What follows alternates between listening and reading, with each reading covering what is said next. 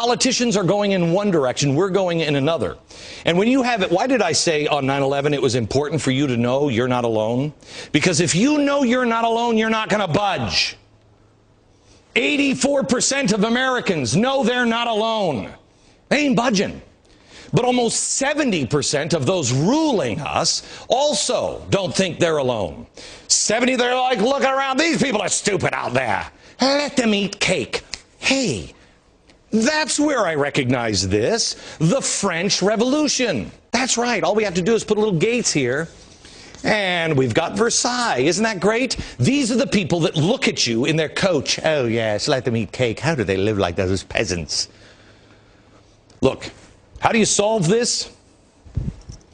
First of all, you have to get active, you have to read, you have to be informed, you have to pay attention. You're already doing that. Next thing, you vote them out. The next thing, you realize you cannot spend 34 years in Congress and not become arrogant. It is impossible. Our founders knew it. You cannot abide by the law when you're above the law. 2 words solves this. Term limits. Both of them say they're for it, all the Republicans and the Democrats, but they're not. Why? Because they both lose. Term limits. Term limits. If you don't do it, you think these people are going to give up power? They're behind the gates. And you? Who wins? Who wins in this scenario? Well, who's getting the extra power? Are you getting extra power? Or are they gathering power? Who knows what's in these 2,500-page bills? Would that be you or them? Who's writing them? Who even knows how they all connect?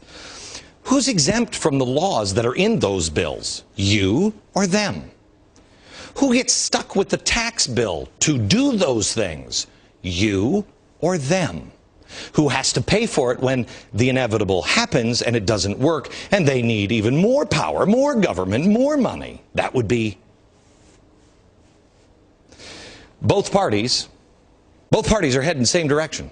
One's in a jet fighter and the other one's in a horse and buggy, but the destination is the same, make no mistake, big spending, arrogance, and corruption. Do you remember when Nancy Pelosi said, I'm going to drain the swamp? Yeah. Because the Republicans were into big spending, corruption, and arrogant in 2006. Okay, so did they drain the swamp? She thinks so. Watch.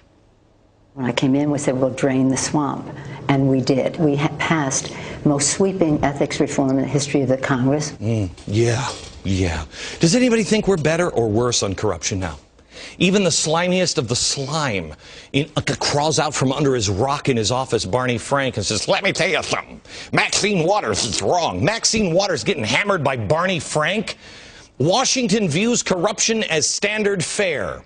President said that Charlie Rangel, facing multiple charges on ethics, should retire now with dignity. Retire with dignity. Let me ask you, peasant, if you would have done what Charlie Rangel did, do you think you'd go to jail? Yes, you would. Retire with dignity. Why, yes, of course. Why didn't we let Bernie Madoff just retire with some dignity, man? Because there's something called a law. Equal justice. See, that's the division of the ruling class yet again. You'd go to jail, but they'll retire with dignity. They'll get a post office named after them. And then here comes Al Sharpton, and he comes out and says this. You begin to see a pattern of people being called and on to being investigated, allegations, they end up nothing. One would be very naive not to say, well, wait a minute, why should we rush to judgment, particularly when you have Charlie Rangel, who's done so much for his district and the country, and Maxine Waters. And we've already seen 2 high-profile black leaders hit everybody media, and then nothing's there. It is so good to hear him say, let's not rush to judgment, isn't it? Seriously. More things change, the more they stay the same. I told you back in January they would divide us on race. Well, how did I know that? Well, it doesn't take a rocket scientist. You just have to know history. You saw it coming too. When progressives get into trouble, the backs against the wall, they do things. They'll do anything. Play the race card, that one always works. That's why they fire people, because they think somebody on TV might talk about them. They are running scared. The case falls apart when the record is corrected, and we're correcting it every night, and so are you. Does anyone remember the accusations made by John Lewis that he was spat on and called the N-word? Everybody in America has heard that story, but has anyone in America seen this? The correction from the New York Times. They removed this story because it has never been proved. But has anyone talked about that? No. So does it make a difference if a tree falls in a forest and nobody's there to hear it? Has it really made a sound or whatever the hell that? Does it make a difference? The desired message was sent out. This is fact, even though the New York Times has just corrected it. It's fact to most of America now. Mission accomplished. We're being divided. We're being put in boxes, kept here, kept there. They're dividing us. If they can get 5% here, 7% there, pit each other against each other, they keep their power. America, you are being used. You're being used. And we'll show you how to get around it next.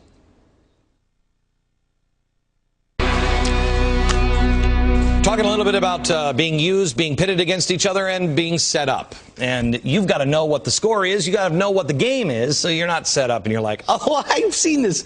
It's like we're on TV. I take you tonight to Indianapolis. They've had some recent trouble with race relations after a controversial arrest back in May was made of a biracial teenager who suffered severe facial cuts and bruises during his arrest. One officer has been recommended for firing. Protests for more firings have been held. Let the court system work it out. If they're dirtbags, fire them. But one pastor in Indianapolis had his own idea about how to deal with the tension. He came up with one of the worst ideas I think I've ever seen, and that includes the Segway. Pastor James Harrington of Mount Vernon Missionary Baptist Church. He hatched a brilliant plan to put the Indianapolis Police Department to the test. They invited a 17-year veteran of the force, Sergeant Matthew Grimes, to speak at the July 24th event hosted at the Municipal Gardens, a Parks Department facility in the city. Sergeant Grimes has done hundreds of these sort of public appearances. He is a community relations sergeant. That's what he does. Well, Pastor Harrington, along with park manager Willard Gutton, planned to have an altercation break out between two black individuals while Sergeant Grimes was speaking. The goal of which was to see how does a white officer react to two black people fighting. Okay, can we just get off the crazy train for a second and just let me first of all, please don't mess with the police. Please, they're under an awful lot of pressure right now. Not like to have them messed with. I don't care if you think you've been wronged. Maybe you have. Find an attorney. Go to court. There's time for that. Find the bad cops and punish them. In fact, I think you should throw the book at bad cops even harder than just regular old people. But I don't happen to agree with the president that the cops act stupidly or are racist if they're cops in Arizona. If you're basing that on the fact that they're blue, that would be racism on your part. Root out the bad cops. Second, don't entrap people. I don't think we let the cops do that to people. You shouldn't do that to the police. And third, this is a pastor of a church. What does this have to do with God? What possible good is coming from this idea? Cop pulls a gun and shoots everyone. You say, I knew the police would act stupidly. Here's what happened. Sergeant Grimes giving a speech, which was about improving police-citizen communication, to a summer basketball league program when the planned altercation breaks out. Well, Grimes doesn't know what to do. He does what any cop would do. He intervenes. And in the process, he's pushed down and thrown to the ground. He later had to go to the hospital for his back. He's doing better now, by the way. Now, in defensive mode, he pulls out his taser gun, which at some point, someone steps in and tries to explain, whoa, you're on candid camera. You know what? You're lucky that people didn't lose their lives in this. The last thing you want to do is threaten a police officer. What, are you kidding me? These people step in front of us and the bad guys every day of their lives. I don't care what color you are. Challenging a police officer if you're white, black, red, or purple is stupid. It's not going to end well for you. This was a stupid, stupid thing to do, but the pastor doesn't even seem remorseful. Here's his reaction. Their job is to protect and serve, and how that even though they have families and children and everything, that they don't put that in regard to their own safety. Okay, you don't think this was dangerous? I don't think it was dangerous because it was in a controlled environment. A controlled environment. You're setting a cop up without him knowing about it. How exactly is that controlled?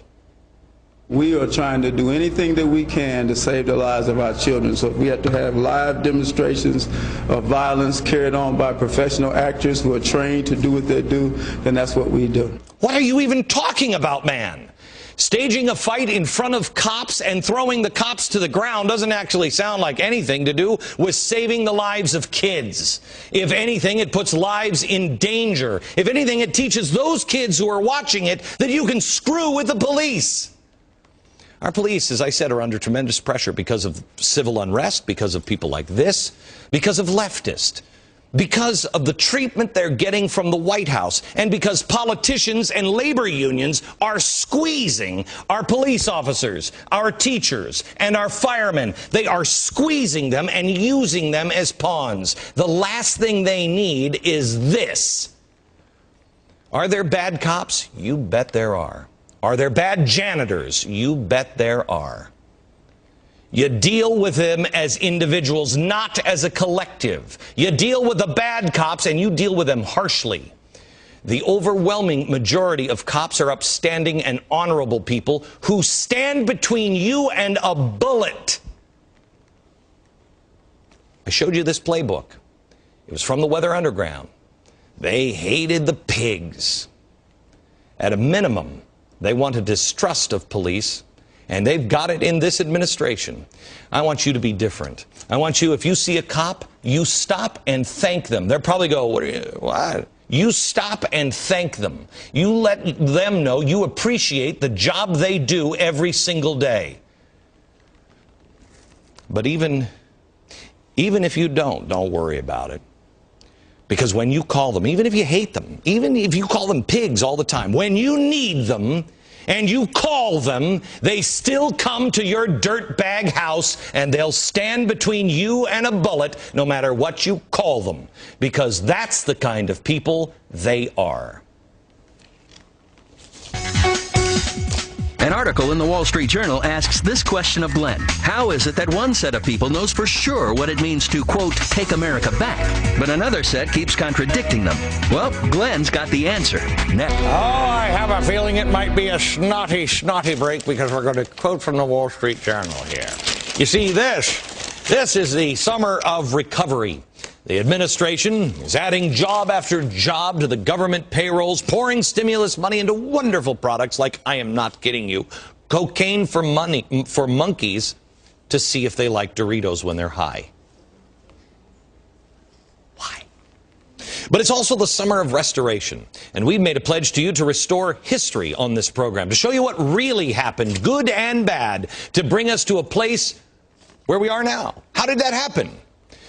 Well, it's getting under the skin of the left. Oh, yes. Those with elbow patches don't like this program very much. No. I've told you, a fire is starting. You stand in that fire because the fire is truth, just like Moses in the burning bush. It will consume all the lies and all the falsehoods all around. But you better make sure you're in the fire and you're telling the truth. Once it starts, it's hard to put the flame out. But here's an article in the Wall Street Journal today. Look at this. Written by Thomas Frank. Thomas, let me ask you a question. You greedy name hoarder. Why two names? Thomas, Frank. Two front names. Why? Pick one. Is it Frank? Is it Thomas? I don't know. Confusing. Anyway, Thomas/Frank has claims and has had some fun pointing out the historical bumblings of public figures, great and small. That's what he says. Only those on the right, of course, because Thomas/Frank is so smart and we are so very dumb. He's so smart that one of the things that he is pointing out here is that Jim DeMint said that Europe boomed after World War II. Frank/Thomas staunchly defended socialism in an article entitled Jim DeMint's Capitalist Fairy Tales, without ever mentioning that the years that he's insisting that European nations starting doing well, you know, it contradicts DeMint's point in the book that the United States, under its evil capitalist economy, sent the Marshall Plan over and pumped in more than $13 billion in aid to those socialist countries.